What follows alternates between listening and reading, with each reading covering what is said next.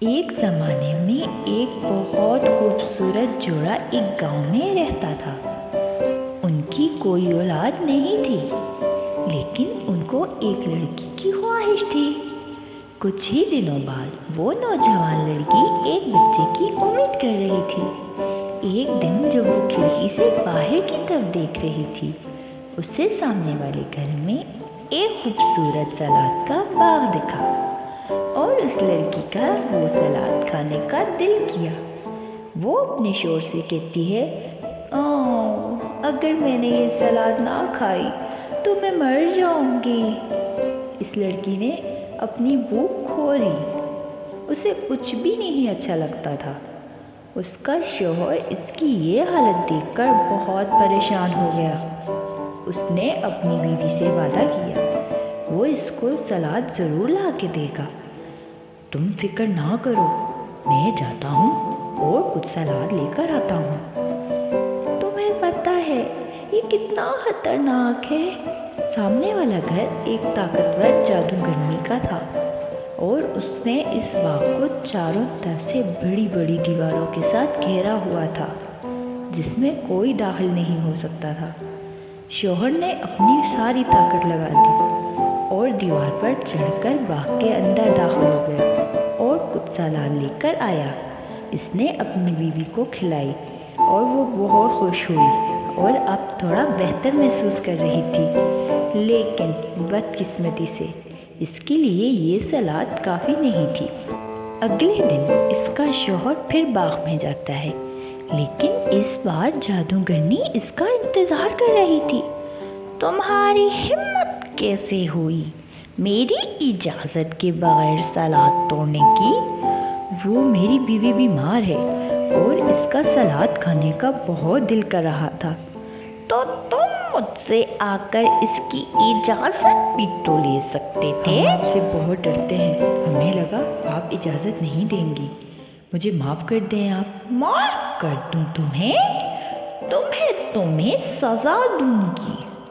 کیوں نہ ہم ایک معاہدہ کر دیں؟ تم جتنی سلاد لے کر جانا چاہو لے جا سکتے ہو، لیکن اس کے لیے ایک شرط ہوگی۔ جیسے ہی تمہارا بچہ پیدا ہوگا تم اسے مجھے دے دو گے۔ لڑکا ڈر کے مارے ہاں کر دیتا ہے اور کچھ مہینوں بعد ان کے گھر ایک لڑکی پیدا ہوتی ہے اور وہ جادوگرنی آ کر وہ بچی لے جاتی ہے اور اس کا نام ریپنزل رکھتی ہے، کیونکہ اس کی ماں نے جس سلاد کے پتے کو کھانے کی خواہش کی تھی اس کا نام بھی ریپنزل تھا۔ ریپنزل جب 16 سال کی ہوتی ہے وہ ایک خوبصورت نوجوان لڑکی بنتی ہے۔ جادوگرنی نے اسے جنگل میں بہت دور ایک بہت اونچے سے گھر میں رکھا تھا، جہاں پر کوئی سیڑھیاں نہیں تھی، لیکن بالکل اوپر ایک چھوٹی سی کھڑکی تھی۔ جادوگرنی نے ریپنزل کے خوبصورت بال کبھی نہیں کاٹے تھے۔ جب بھی وہ جادوگرنی اسے ملنے آتی وہ آواز دیتی، ریپنزل اپنے بال نیچے کرو، دیکھو تمہاری ماں آئی ہے۔ ریپنزل اپنے بالوں کو نیچے کھڑکی کی طرف چھوڑتی اور جادوگرنی اس کی بالوں کی مدد سے اوپر آتی۔ کچھ سالوں تک ایسے ہی چلتا رہا۔ ایک دفعہ ایک شہزادہ جنگل کی طرف آتا ہے اور اسے ایک خوبصورت گانے کی آواز سنائی تھی۔ کتنی خوبصورت آواز ہے! اور وہ اس آواز کا پیچھا کرتے ہوئے ریپنزل کے گھر کے پاس پہنچا۔ اس نے دائیں طرف دیکھا، پھر بائیں طرف دیکھا۔ اسے گھر میں چڑھنے کے لیے کوئی سیڑھی نہیں نظر آئی۔ آواز کی خوبصورتی کی وجہ سے شہزادہ روز جنگل میں آتا، لیکن اس کو اوپر چڑھنے کا کوئی راستہ نہیں ملتا۔